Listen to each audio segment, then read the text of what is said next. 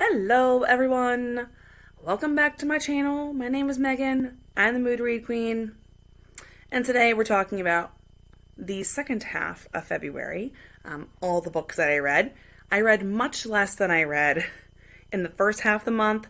So, hey, maybe, guys, this video might be under half an hour. We'll see. But just quick PSA, FYI, whatever acronym you want to use here. But I've been having more technology issues, which has been really frustrating. So I had a video that I recorded to go up, so I would actually have my getting back to 2 videos a week, and then it didn't literally save on my computer, which we've talked about this before. I really just need to invest in something, but I really just can't justify that right now. So anyway, I had a video that was probably too long anyway, but it was going over my deep dive. I don't know if it was a good deep dive or a bad deep dive into, I think, 24 Skye Warren books over the course of a month. And it was a great time. Not even a month. 3 weeks maybe. It was crazy. And so I was going to talk about it, and I had notes and everything.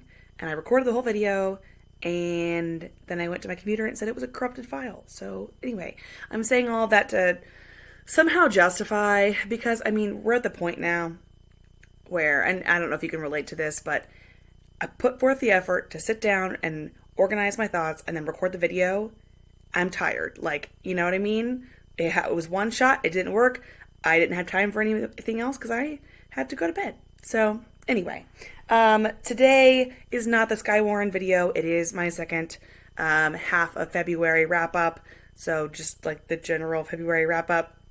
If you want to see what I read in the first half of the month, it's from February 1st through the 15th. That is my mid-month wrap up. So yeah. So I read, just to kind of break it down for you real quick. I read 32 books in February. I don't know what I was thinking. I'm telling you, it was a weird month. It was a great month. January and February, great months. But I was talking to a friend about this, well, a lot of friends about this, but I have just been disappointed by, I've been having a great time, don't get me wrong. I've read books that I never thought I was going to read, things I'd never even heard of, just really leaning into the mood reading, really hardcore leaning into mood reading, which is great, because sometimes I don't read enough, and I'm supposed to be the queen of it. So anyway, I definitely ruled that, in the last 2 months. But in doing so, I haven't read anything that I've been this set my soul on fire, a lot of these books I keep behind me are some of my all-time favorites, or ones that are in a next in a series of ones that I need to read, and they're ones that just really hit for me in some way. I loved them, and it's just kind of sad to look at.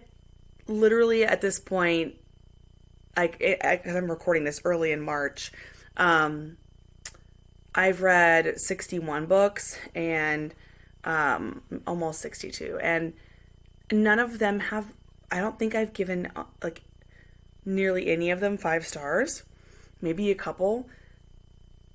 That's a whole other video, because I kind of want to break that down and really analyze myself and think about it. But anyway, so today we're going to talk about 9 books.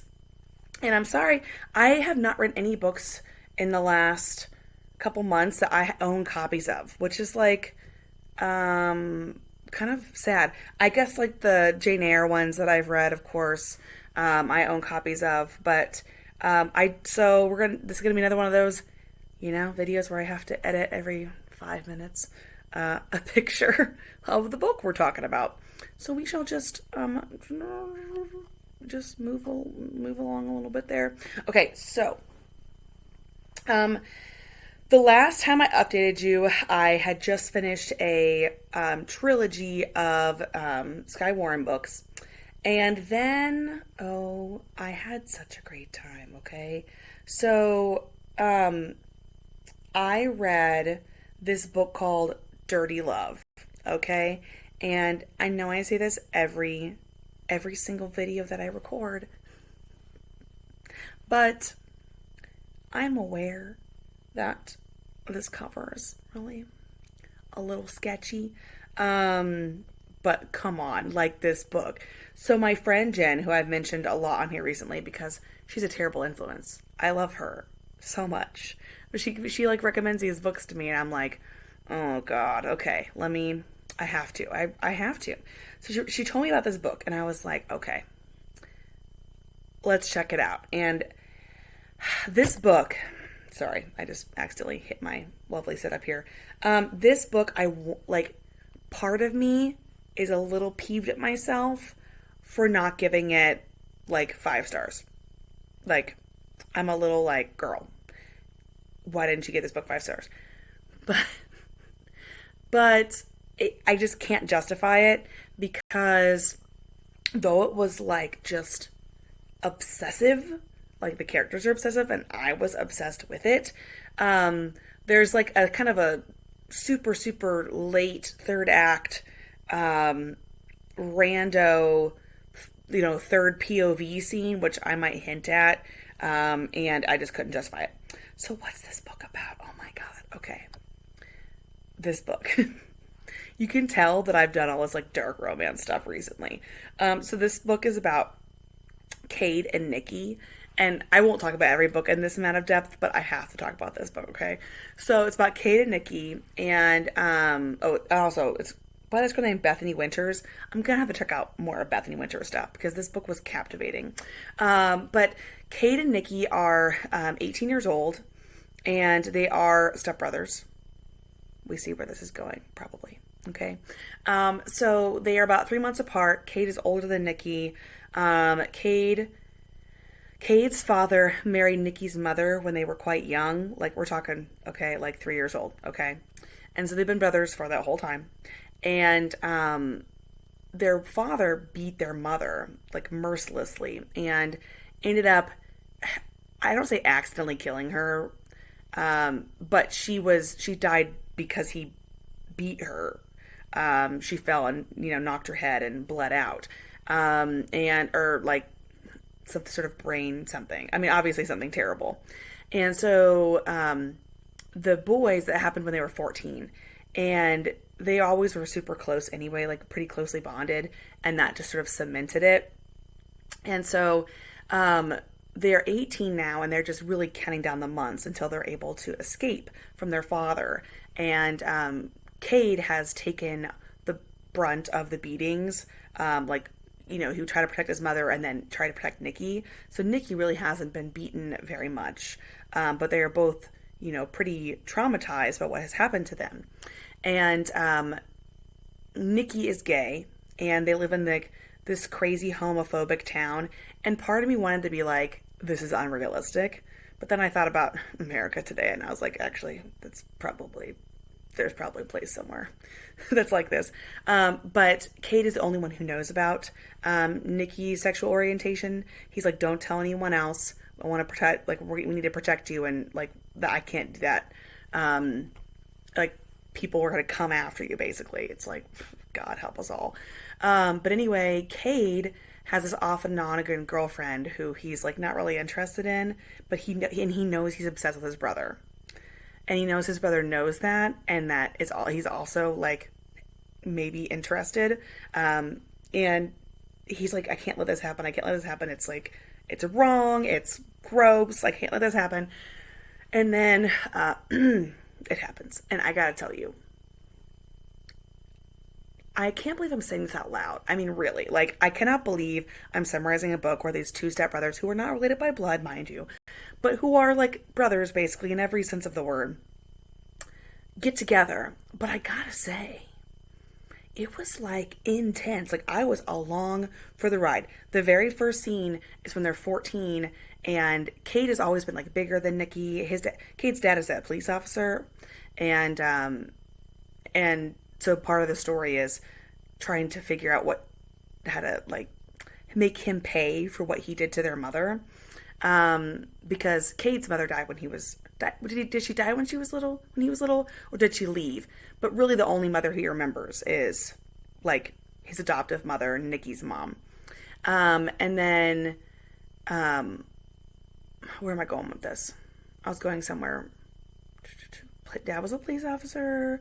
Oh, the very first scene is when the police are questioning them or trying to question Kate and Nikki about their mother's death because the dad lies and says that there was a burglar who came in and knocked her out and he couldn't chase after him because he was trying to save his wife. And the boys know that's a lie, but they also know that because they're not related, they would be separated in the system. I don't know if that's true or not. I'm not like a super art expert on the foster care system. I would hope that if you had lived in the same house for long enough, but I know sometimes even siblings, like by blood, get separated. So that's a real fear of theirs, and they're very attached to each other, and so they know they can't happen. But Kate is sitting there, and like Nikki is sort of like is always been smaller, and so he's like curled up on his lap. He has like the music playing. He has like this playlist. Like Kate has a playlist specifically for Nikki, and he's just like holding him. And literally from the first scene, I was like, oh, I'm screwed. I'm screwed. Because I was like shipping it. I mean, from the first scene, and there were 14, and nothing sexual was happening, and I was like, yep, okay. We're in it now, I guess. And I told Jen about it, and she's like, yes, there's something just about there. And Cade talks about how obsessed he is with him, and how he knows it's wrong. But dang. I will say, in terms of complaints about the book, like, I highly suggest reading it. Like, rewrite it in your head however you want to.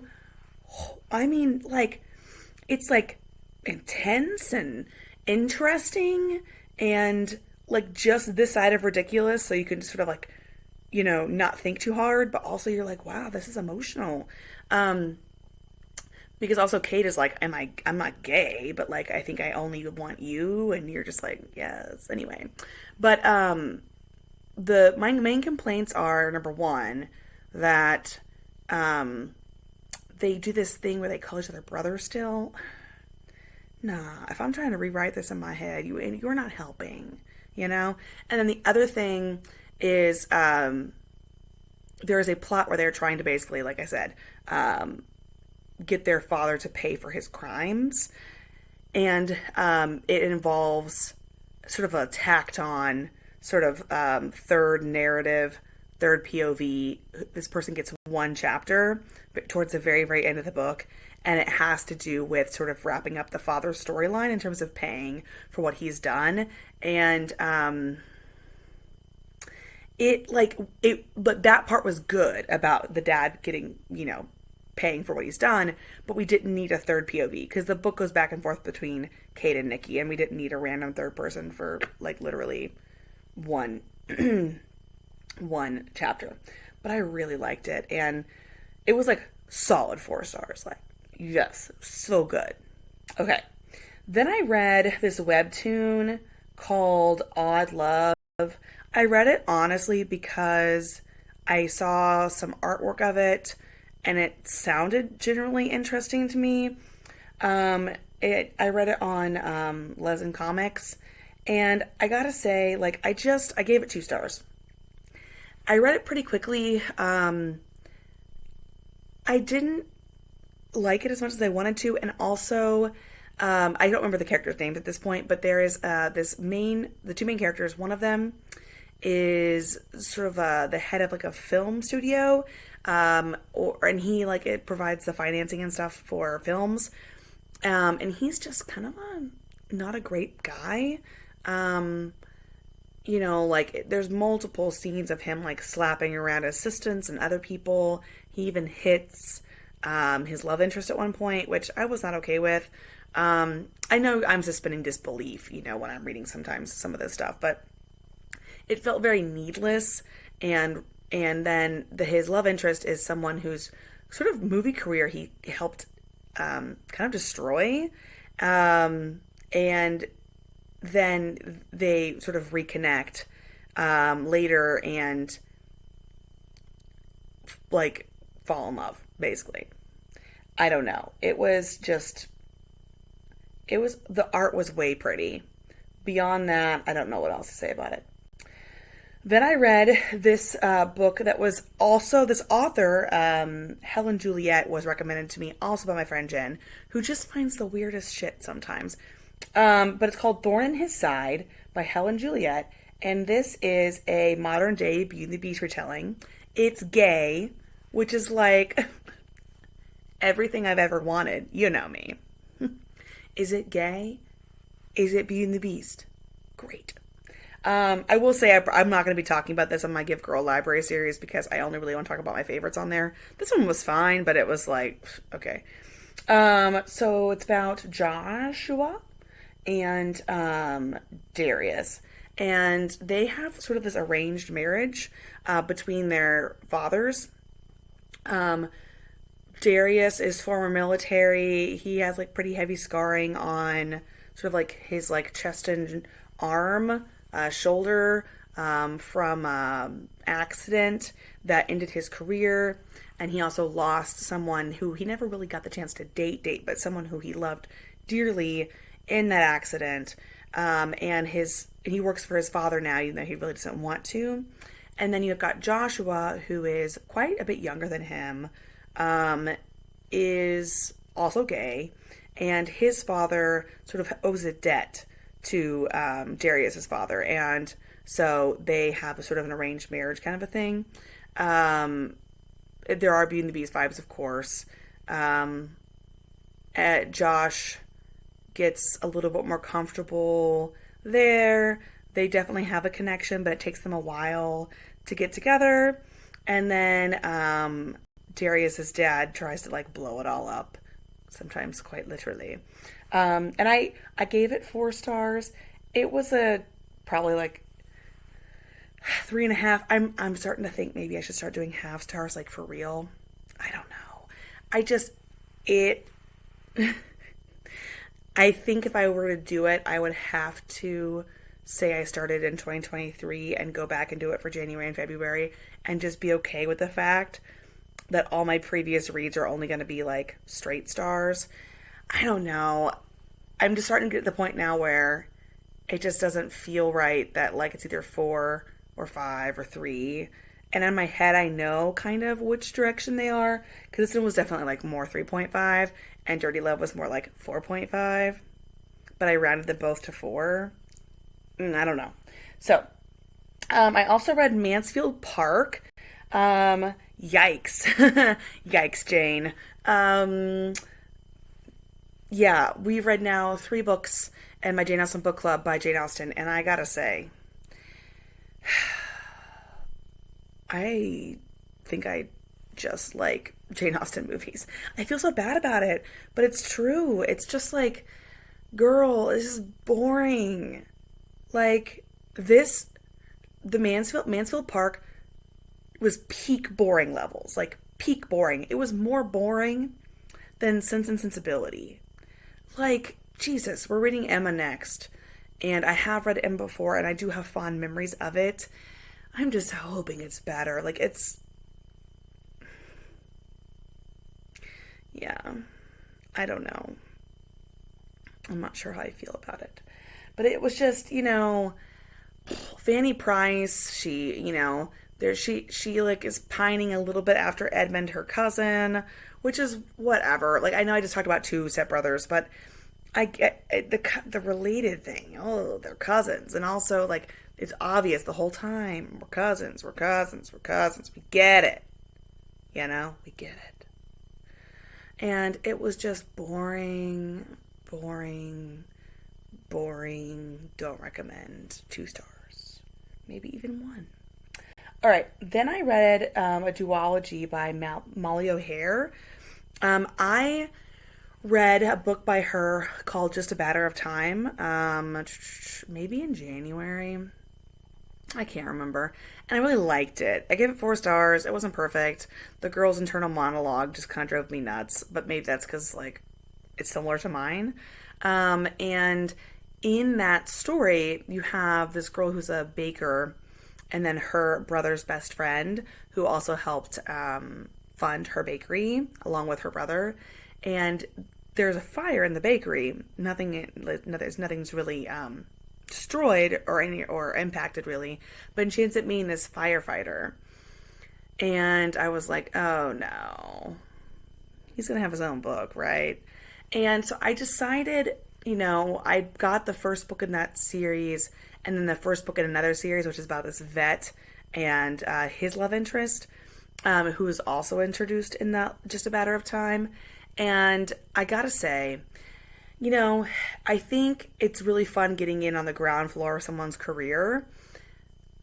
If you get in a bit later and go back, it can be really hard. And I have seen that with indie authors and with traditionally published authors. And it happened with Molly O'Hare because I really, really, really liked Just a Matter of Time. I thought it was pretty well done. I thought the representation was like fairly believable. And then I read Teased by Fire, which is the first book in this series. I gave it 3 stars. It was very surfacey. Like, there was nothing technically wrong with the writing, but I just felt like I was skating along the surface of the story. It's about, what's his name? Hank. It's about Hank and this girl who is a Olive. Excuse me. Olive writes like sexy stories. She's published and she's been fairly successful. She's not agoraphobic. She just doesn't like people very much. Hank is her best friend's brother. And he's been in love with her since he graduated the Fire Academy. And I don't know. He discovers that she likes to write. Well, he knows she likes to write, but he discovers what she writes, and he reads them, and he can't stop thinking about all things she's written about. And then they start a whole, like, maybe I can help you do research. And she's not a virgin, which was that was good. I was afraid that every single character, like female character in her books, was going to turn out to be a virgin. And I was like, oh my God, just like, don't do it every time, And it was sweet. It was like their love story.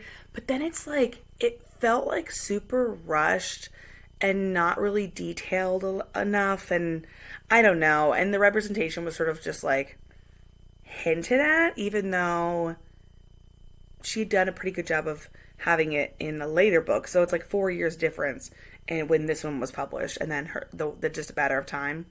Like there's a scene in that shower where I was like, I'm sorry. This woman just fell in the shower because she like has crap balance and her leg is doing what now? With where? Who's what? What? I was like, okay.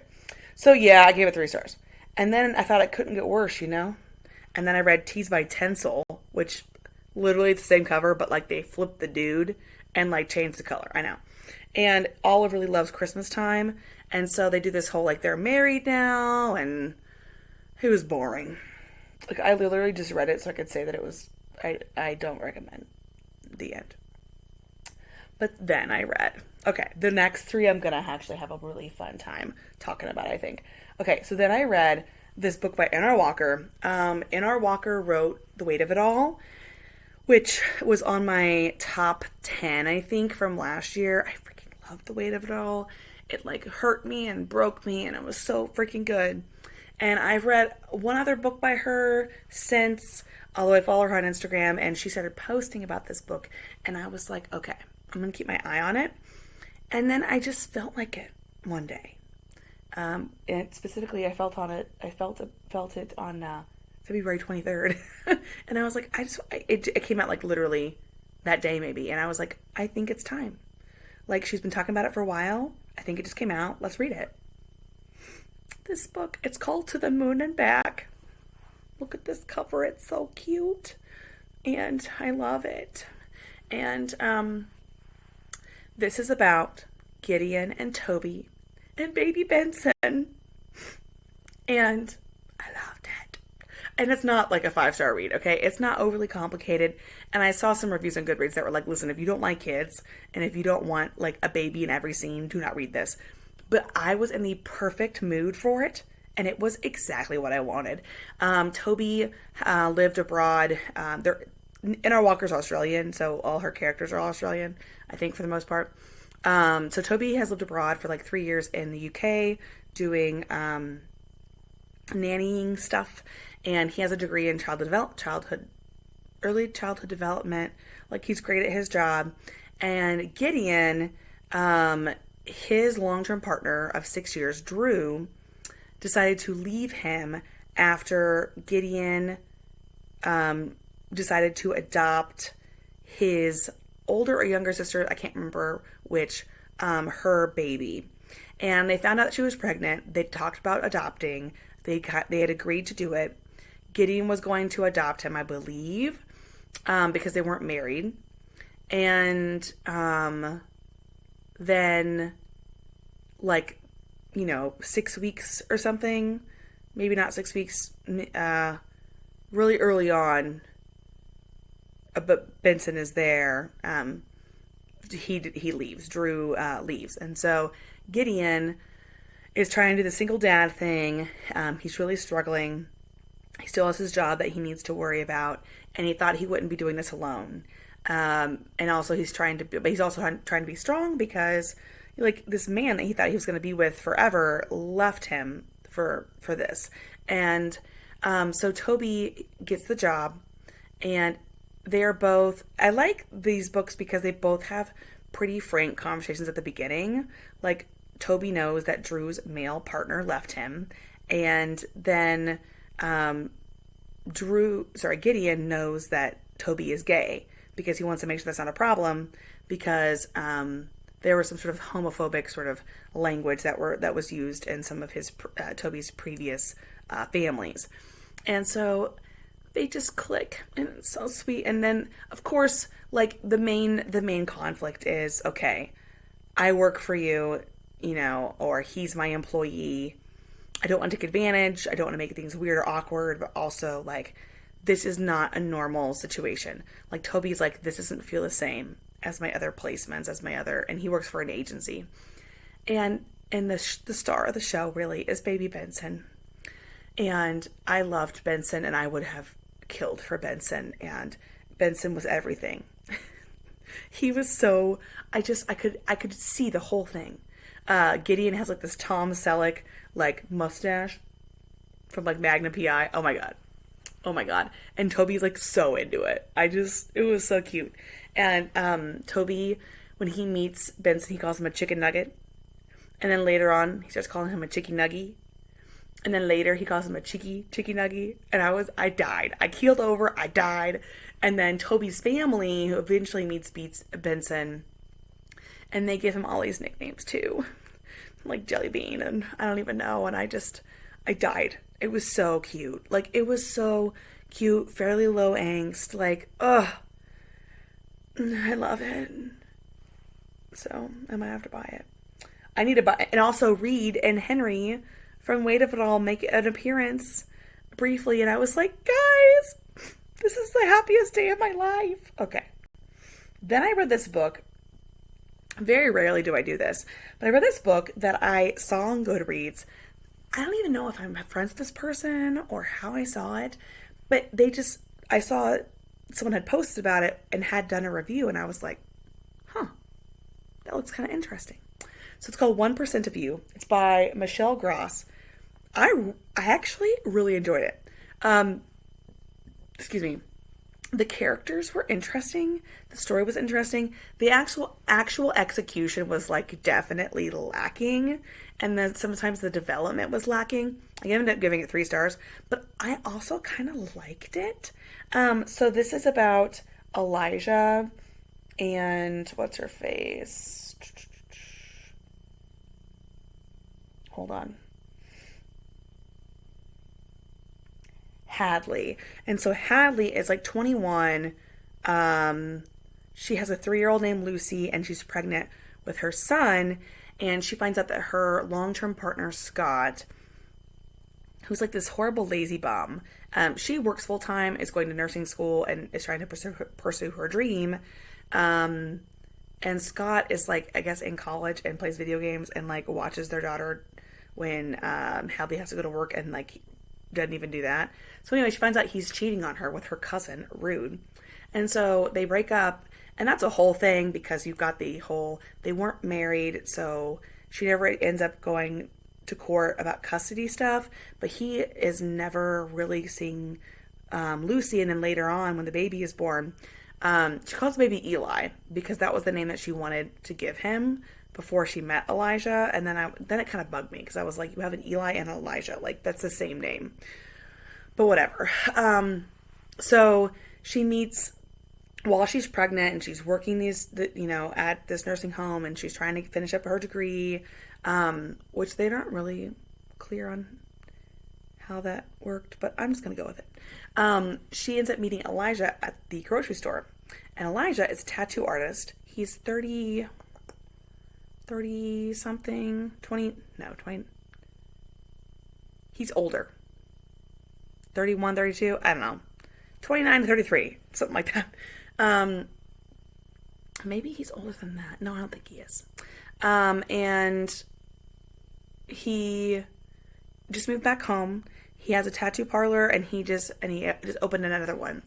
And he meets them because he basically steals Lucy, the 3-year-old's Funyuns at the grocery store.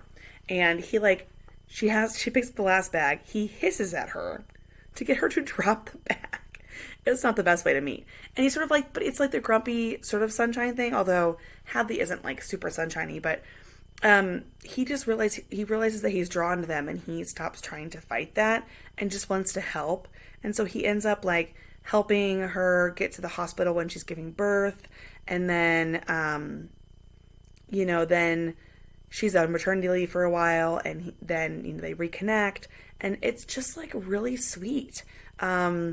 He realizes that he like has this connection with the kids and her. He loves Lucy. He's terrified of breaking baby Eli, but also that he's like this big tattooed like softie holding this baby. And I was clearly in a baby mood. Okay, like clearly in a baby mood. But it was so cute. I really enjoyed it. I actually now I'm wondering why I only gave it 3 stars. But it was adorable. And I think the writing was a little weak, and the development was a little weak, and some of the characters were a little bit like the main characters I thought were pretty developed, but some of the side characters were a little two-dimensional. I wasn't a fan of how they dealt with the situation with Lucy and Eli's father, and then their grandmother on the father's side. It was just it was very frustrating, and you were like, come on, like, if this is a big deal, like, take it to court. I mean, clearly you're the more responsible parent, so it was a little bit frustrating, but I thought it was really sweet. And there's a scene where like they're all watching a movie together, and Hadley falls asleep, and when she wakes up, Elijah's like laying on the couch and has like the baby on one side, and then Lucy sort of hanging off the couch but still in his arms, and you're like, I can't wait till you guys get together. It's so cute. Anyway, and they do get together, and they figure it out, and it's like fresh, and I really liked it. So thanks, random person on Goodreads. I'm glad I pursued that. And then the last one I read in February, I really tried, guys, to make it through one more, and I just did not have the time. So I read Don't Kiss the Bride by Carrie and Cole. I don't know what's happening with me and what I'm reading. I'll just be honest. I don't know what's happening. Where are the fantasy books? Where are, like, the sort of serious novels? I don't know. But I read this book because I'd heard about it on BookTube off and on. And then I watched a video, Crystal, and Crystal's Bookish Life.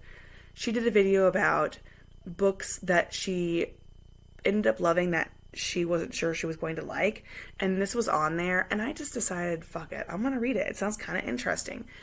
And it was a little long, I think it could have used maybe some more editing, but it's an interesting story, and it is like a pretty big age gap. It's like 18 to 34, like that's a pretty hefty age gap. But it's about this girl named what's her name?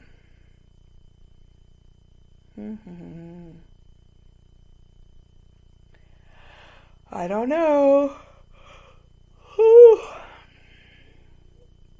It's Jude and what? And Skylar. Oh, okay.